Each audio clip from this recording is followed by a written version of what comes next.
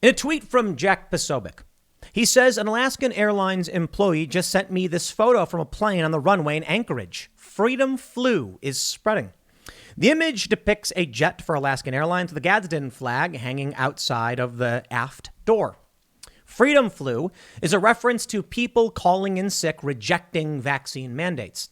I'm not so sure that's what's actually happening, but people are perhaps calling in sick, and especially when it comes to Southwest Airlines. It may be due to the fact that people are overworked. It could be due to the fact that many people are rushing out to get the vaccine, quite the opposite of what people think. But I think when you look at the available data, when you take a look at what people are saying about their jobs, you take a look at the video evidence, people are absolutely rejecting vaccine mandates. Not everybody, and maybe not even the majority, but a lot of people. At the same time, we're worried about economic crisis and collapse. And I got to say, when you look back at the bigger picture, I don't think we're looking at a freedom flu. I think overwhelmingly people are getting vaccinated and adhering to the vaccine mandates. But I think you're seeing many instances in which it is backfiring rather severely. Take Chicago, for instance. The head of the police union is calling on police to defy the mandate. They could be put on unpaid leave, but the police know they have the leverage. The wealthy elites don't want to live in a city without them. It's more than that, though. Interestingly, in this tweet from Jack Posobiec, we can also see on the right side the What's Happening tab. Great Reset is trending, and so is General Strike. Now, admittedly, General Strike only has 1,900 or so tweets, so it's probably just a personal trend, but many people are talking about a general strike, and there's an article in The Guardian as many different companies are facing, many industries, strikes from their employees over stagnant wages. Now, these people, in my opinion, probably don't know what's going on. I've talked to many people recently as we're doing business outside of these videos who are just absolutely clueless to politics. But they do recognize their gas prices are going up. Their wages aren't going up. The amount of money they're making isn't going up. The COVID crisis seems to be just getting worse. And they can't make it work. When people meet their threshold, that red line, everything falls apart.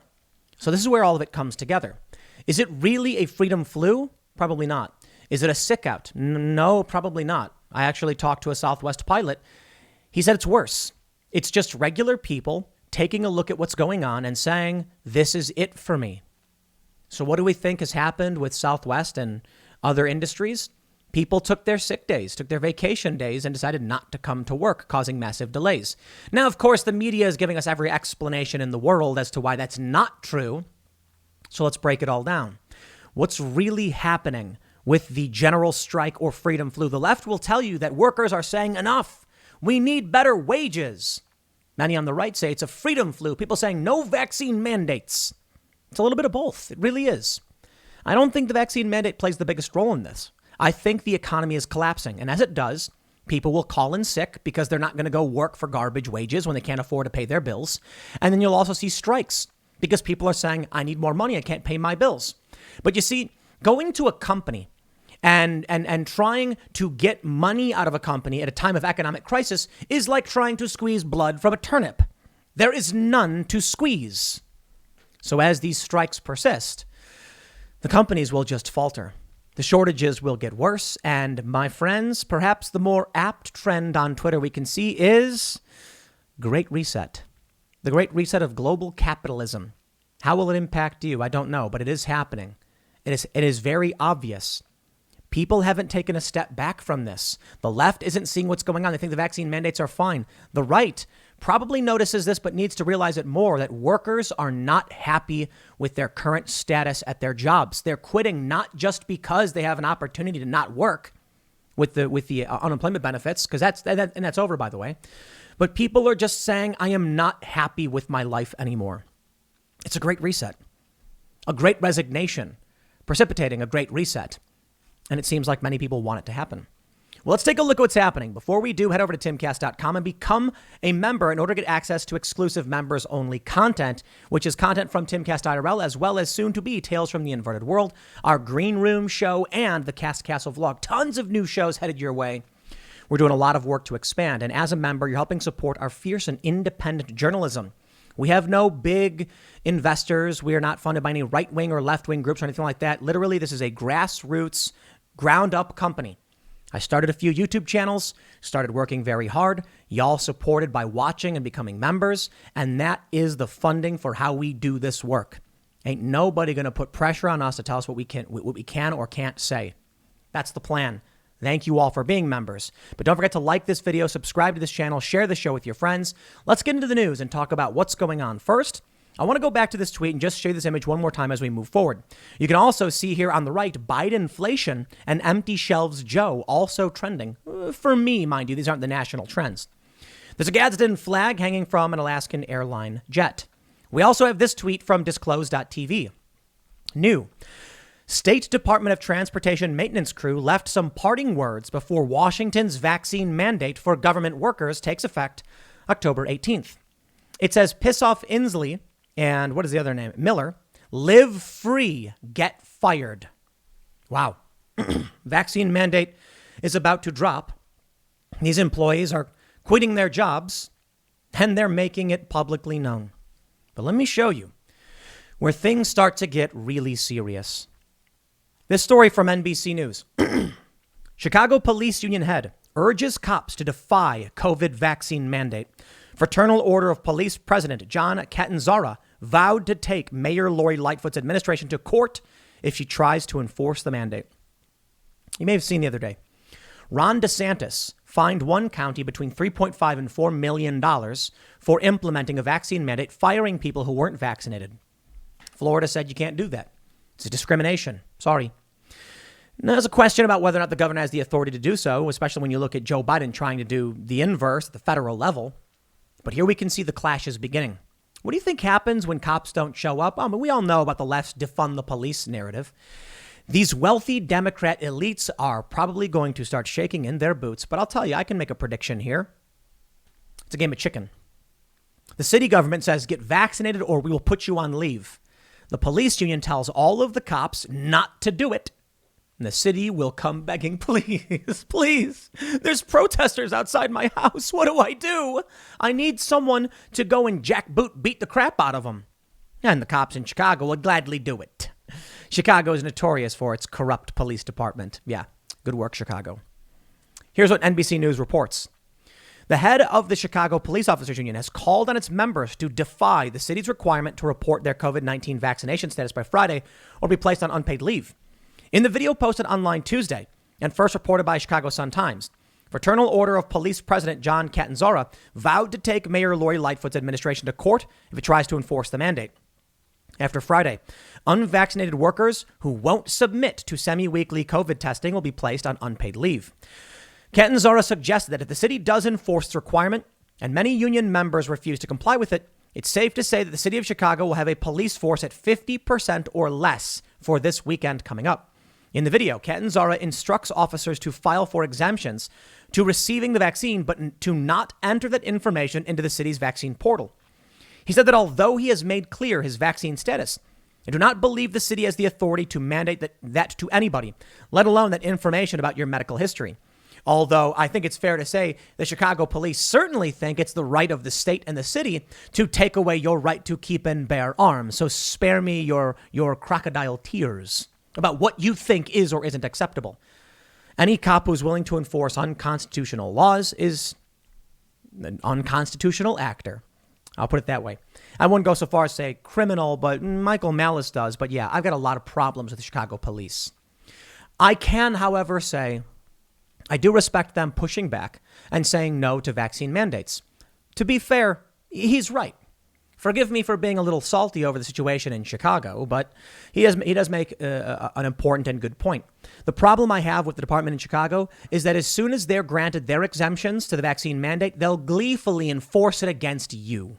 So, suffice it to say, for the wealthy elites, bad news. During a news conference Wednesday, Lightfoot accused Catanzara of spreading false information and dismissed most of his statements as untrue or patently false. She said COVID-19 vaccines are proven to be effective and that getting vaccinated would protect city workers and their families. I don't think Catanzara disagreed with you on that one.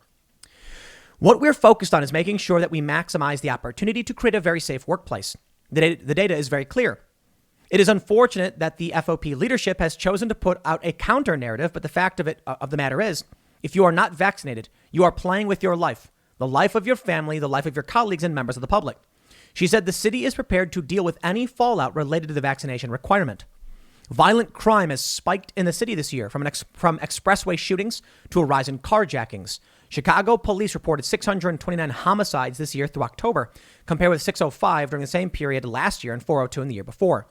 First responders around the country have been hit hard by the virus, but have been resisting vaccine mandates. More than 460 law enforcement officers have died of COVID, including 4 members of the CPD, according to the Officer Down Memorial page. On Tuesday, Dean Angelo, who once held Catanzara's union position, died of the disease. LAPD and County Sheriff and Seattle Police are among the departments either under vaccine mandates or facing one. Catanzara has clashed the mayor over a host of issues. After the city announced the vaccine mandate in August, the union head compared it to something that might happen to Nazi Germany, telling the Sun-Times, "This ain't Nazi Germany," saying, "Step into the showers, the pills won't hurt you."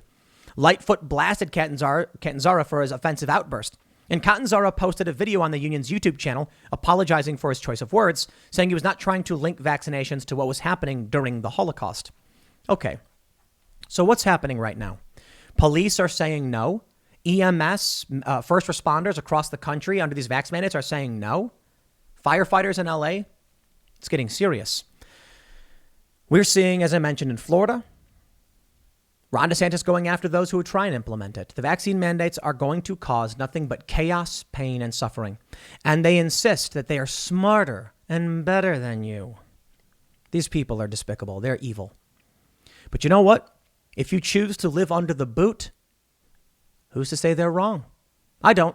I will leave these places. You know, we'll put up our cultural fight. We'll say no. We'll issue our vote, and then we see what happens and say, okay. If the battle lines are drawn clearly, I will not stay in a place that would try and implement such things on me. But what's happening with Southwest is interesting, because I've talked to a pilot who said people are fed up and they took their sick time. They took their vacation days. The pilot I spoke with told me that he had flown the maximum in August and he was federally restricted for parts of September. Now he's just saying, I'm taking sick time. And I think that's what most people are doing. They want to cash out their vacation time and their sick time before they ultimately get terminated. But it does seem that things are starting to get back to normal. Is this a freedom flu? I think partly, yeah. Not in the way that the media, that the people on the right are trying to claim, but I do think that the constant pressures being placed on regular people is resulting in them saying, yo, I'm out. But what is the media saying? I love this one. Southwest's spiderweb-like route map is why flights as far as California were canceled due to weather in Florida. Here's how it works. Oh, spare me your insane narratives. Southwest couldn't have flights, so all their flights were canceled. That's the stupidest thing I've ever heard. They're trying to argue that basically what happens is this. A flight in Florida has to fly to Nashville and then Tucson and then LA. So when you book a flight from, say, Tampa to Los Angeles, that you're stopping along the way. And I'm sure that's true to a certain extent. But you mean to tell me that throughout the day, 3,000 plus, or throughout the weekend, thousands of flights weren't able to move because they had to maybe go through Florida? Sure. Okay, maybe. Who am I to judge? I don't work for Southwest. I don't know how their plan, their how it works. I just think it's strange that even if the weather was isolated to Florida and their spider web-like system is what caused all the cancellations, where were any other cancellations for flights into and out of Florida? American Airlines and other airlines, they had it was like routine cancellations. So they're like, oh, Florida's weather is bad. We can't fly. What about everybody else? I know nationwide you can make your argument, but even for Florida, it's ridiculous. But of course, that's the game they're playing. Southwest CEO apologizes as airline begins to return to normal after days of cancellations, delays. I find it quite hilarious that the CEO came out and was like, oh, we don't want a vaccine mandate. Biden's making us do it. And it's like, who brought that up? Why is that relevant to you or your staff? But I will say, things are returning back to normal. Southwest flights are starting to resume again, which is why I think this was probably just people using up their sick time and vacation days because they think they may get fired soon. Not that they're actively defying any mandates or anything like that, because they're returning to normal. Yahoo reports, data from aviation tracker FlightAware showed 91 canceled flights, about 2% of its schedule. An additional 242 flights were delayed. The figures were far lower than Monday. So things are starting to look up again for Southwest. if there really was a freedom flu or a blue flu, blue flu is what's happening with the cops, but if there really was like a sick out, it would be persisting much longer than this because of the vaccine mandates. Now, perhaps Southwest is going to slightly pull back, but we'll see what's happening. I will give a quick shout out to our good friend Seth Meyers, who just reports fake news garbage under the pretext of it being comedy. Seth Meyers berates Fox News for its reporting on vaccine mandate. Meyers took Tucker Carlson to task for not being certain while reporting falsehoods. I love this. I love it. He criticized Tucker Carlson for saying, quote, he couldn't say for certain that it was a sick out. He couldn't say for certain that the mandate caused the issue, but reported they were behind them anyway. Quote, you can't say for certain. Well, then please, by all means, put it on television. We all know that's how journalism works. Who can forget the famous Woodward and Bernstein headline? Did Nixon do Watergate? Seems like the kind of thing he'd do, but who knows? I love it. Criticizing the opining of a pundit and then claiming he's trying to do journalism. They claim Tucker isn't journalism, and to be honest, he's an opinion guy. He does some journalism. But it's just funny considering what NBC and CBS and ABC and all of these outlets do. Quite the same thing. Boy, I got to tell you, my friends, you want to have a good time? Go take a look at my Wikipedia entries talk page. I think I've mentioned it in every segment now, because it came up when we were talking about Project Veritas. But it's really funny how they're like, hey, we're reading this article about Tim Pool and we've discovered that it's almost entirely demonstrably false. Yeah, that's the media. They write these big, long-winded articles, demonstrably false. Just you do 2 seconds and you realize these people are lying. And they have the nerve to come out criticizing Tucker Carlson. Oh, it's just absolutely fantastic. And then he goes on to say some other stupid whatever. Here we go. America, Southwest, United, JetBlue, Alaska. Most of the major airlines have mandates. The only big one that I know that doesn't have it is Delta, which is nuts. If any airline should have a vaccine mandate, it's the one named after the variant. Ha ha, very funny. But I think there's still a good point there. If the vaccine mandates were really causing a freedom flu or a sick out, wouldn't other pilots be doing the same thing? I mean, you saw a Gadsden flag on one plane. People are certainly standing up and speaking out, which is the first thing people need to do. But they're still at their job. The person had to be working in order to put that flag up. So I really don't see this as being a sick out. We may see it with the police, but I'll tell you this too. When it comes to unions, the reason we're seeing all these public sector unions lash out against the vaccine mandates is because it's a bargaining chip for the city. The unions are saying, no, you should be negotiating with us. Or I should say it's a bargaining chip for the unions. The unions are like, you can't change our contract. And then they're going to try and use it to renegotiate. Over in Seattle, the residents are demanding police chief address homeless camp as vaccine mandate further threatens patrols. Seattle's Ballard's Common Park saw a recent death of a homeless woman. Fire ravaged tent encampment. That's right. The vaccine mandates are going to make it bad, particularly in blue areas. And it really does feel like a great reset, doesn't it? My friends, just think about what's going on with this. You are seeing the police be curtailed. What did the left want to do? They wanted to defund the police. Now the police are resigning for a variety of reasons. Many are being forced to quit. When pressuring cops to do unlawful things didn't work, many of these cops did resign. When incessant rioting with no end in sight, no prosecution didn't work, they then said, okay, fine, undergo an irreversible forced medical procedure or else. Now, finally, they're like, okay, I'm out. I can't do this. So they're getting their defunding of the police. They're getting their economic crunch. It's all happening. I'll give a shout out to this one.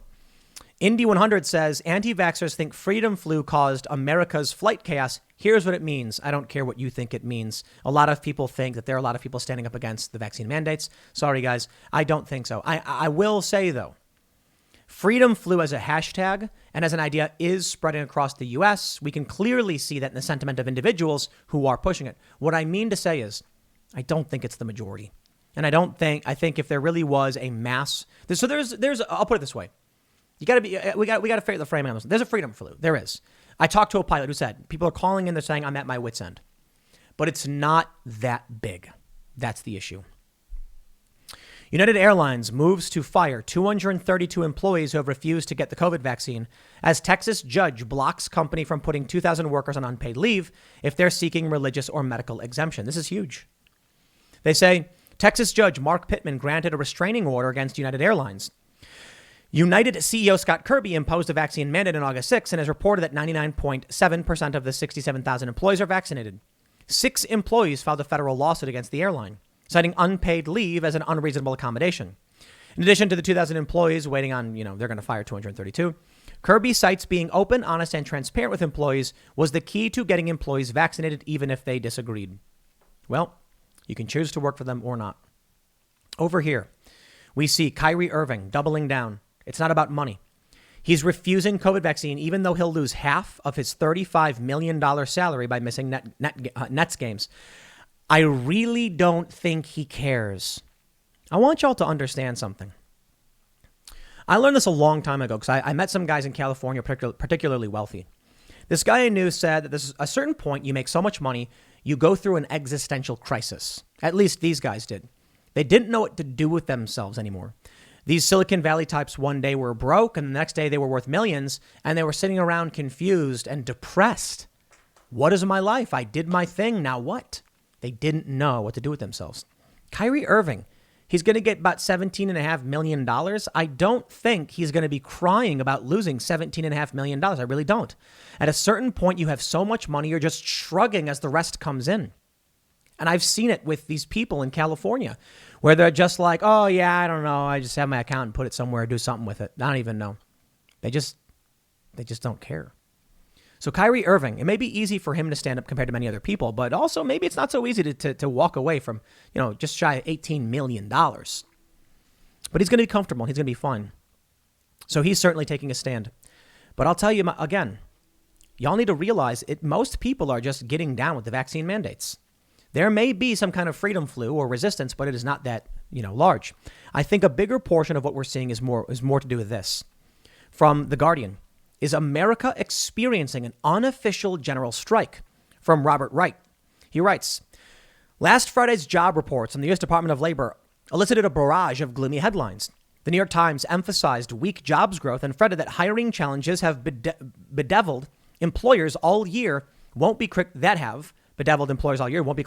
resolved. And rising wages could add to the concerns about inflation. The media failed to report the big story, which is actually a very good one. American workers are now flexing their muscles for the first time in decades. You might say workers have declared a national general strike until they get better pay and improved working conditions. No one calls it a general strike, but in its own disorganized way, it's related to the organized strikes breaking out across the land. Hollywood TV and film crews, John Deere workers, Alabama coal miners, Nabisco workers, Kellogg workers, nurses in California, healthcare workers in Buffalo. That's right. Disorganized or organized, American workers now have bargaining leverage to do better. After a year and a half of the pandemic, consumers have pent up demand for all sorts of goods and services, but employers are finding it hard to fill positions. Think about it. These companies are desperate to hire, and that means the workers have all the negotiating power.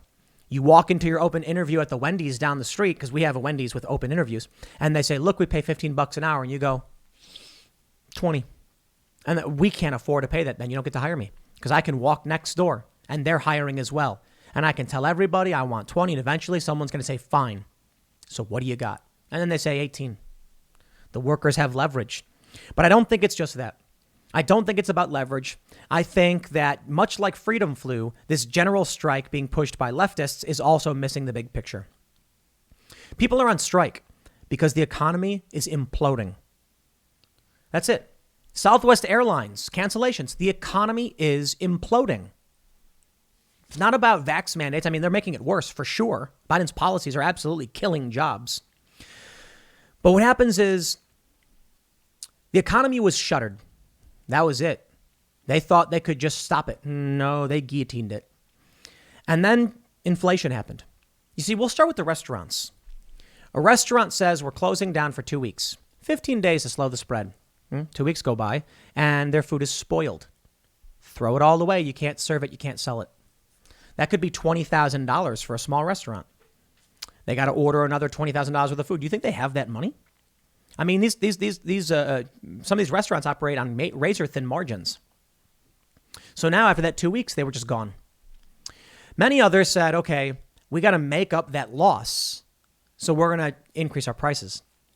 There's a local restaurant near us, and you've probably seen the same thing, where all the menus have stickers over all their prices because they keep raising them. And that's what starts happening. Then one day, those workers for all these different companies find they can't afford to do anything anymore. They find their heating bills are skyrocketing. Take a look at this. In this tweet from Election Wizard, ABC News cited, U.S. government says it expects households to see their heating bills jump as much as 54% compared to last winter. From The Telegraph, food costs will soar 10 pence in Great Reset, warns Britain's biggest chicken firm. Now, I know that's in the UK, but it's affecting us all the same. Prices are going up. Beef is through the roof. Pork is through the roof. Gas is through the roof. Heating for people's homes is skyrocketing. So what happens? Little old, young Jim works as a union guy at a steel mill or at the Kellogg's factory making cereal. And then one day he goes to the store and he says, my groceries used to be $500. Now it's $700. I don't have $700 to buy groceries. I mean, that's crazy. I went to the grocery store. One cart, 75% of the way full, $700. Now, what guy working a working class job is going to be able to do that, once a week or whatever? So they go to their boss. I need more money. We can't afford to give you more money. The raw materials are way too expensive. We're being constrained as it is. No, I want more money or else. So they go on strike. Everybody starts going on strike because prices are just too dang high and they can't afford it anymore. The wages are too low. Yeah, well, $15 an hour won't cut it anymore either. Why? Because we are potentially walking towards hyperinflation. It is a cascade failure, and I pray it does not happen. But this is what's worrying. This is where we're going. If people start demanding more money, then the cost of the goods and the services will go up. If the cost of the goods and the services go up, then people will need more money, and it will be a death spiral. Because eventually, it won't end. The problem is that it's happening much too quickly. That's the thing. Take a look at this. White House Chief of Staff Ron Klain promotes tweet calling inflation and supply chain chaos high-class problems. GOP tears into clueless and tone deaf White House for response to Biden's growing crises. If you're happy with the destruction, decimation, and collapse of this country and its economy, congratulations on having voted for Joe Biden and the Democrats. If you want it to at least stop, the Republicans could potentially put a hold on it for a little while, but they won't do anything to ultimately make it stop permanently. They'll just stop it for now until the Democrats get back into play, until they gain back power in the White House or whatever. Republicans will do very little. If they do gain power, people will become disillusioned. Democrats will win, burn it down some more. People will say, please help. Republicans stop them. The Republicans say, okay, and then do nothing. And here we go. It's a death spiral. I think people are looking into their own worlds for what they wish to be occurring. That means Robert Reich, this leftist guy, being like, it's a general strike. It's happening. And I'm like, I think the economy is just collapsing. So people are doing the only thing they know how to do to get more money, complaining and striking, when in reality, the companies have to raise prices, resulting in a rapid escalation of the conflict and hyperinflation. And I think people on the right are like, they're standing up against the vax mandates. And I'm like, guys, yes, some of them are, but most of them aren't. Doctors aren't. I tweeted this. Why are so many nurses anti-vax? And the left interpreted it as though I was saying all of them were. No, I didn't say all of them. But of course, we live in tribal, garbage, polarized world where anything you say must be taken to the extreme of whatever faction the other is, I guess. Yeah, no, like 97% of medical workers went and got the vaccine. It's a small percentage that are refusing it, but it is enough. What people need to realize is that you can have 95% of your staff vaccinated. But let's say this for Southwest Airlines. Let's say 95% get get vaccinated for the vax mandate. And they say, it's only 5% that didn't do it. What if those 5% are specifically their pilots? And that means disproportionately the planes don't move. What if the 5% is disproportionately mechanics? And that means the planes don't move. Even though most of your employees could be vaccinated, if it's concentrated in one area, like your flight crew, your attendants, the planes ain't going anywhere. So what really matters, I suppose, is where people find themselves based on their union or their politics. But more importantly, I think it matters that the economy is just in collapse. And so everyone's going to take whatever reason to justify why it's happening and claim victory. I think for the left and the right, you should realize a little bit of both. Some people are striking probably because of the vax mandates. because they want the right to negotiate, and you can't just impose something over a union contract. Others are protesting because life is becoming too expensive. Well, I'll tell you this. Mass compliance is why it's happening. Everyone got on board with what was going on last year, and congratulations, now we are here. Where will we be in 1 year? Oh, it'll get worse. Yeah, if everyone just keeps complying. So FreedomFlu or not, people are saying no. They're just at their wits' end. And that's why we're seeing the Great Resignation. It's not about a strike or otherwise. It's about the system just imploding. I'll leave it there. Next segment's coming up at 8 p.m. over at youtube.com/TimCastIRL. Thanks for hanging out, and we'll see you all then.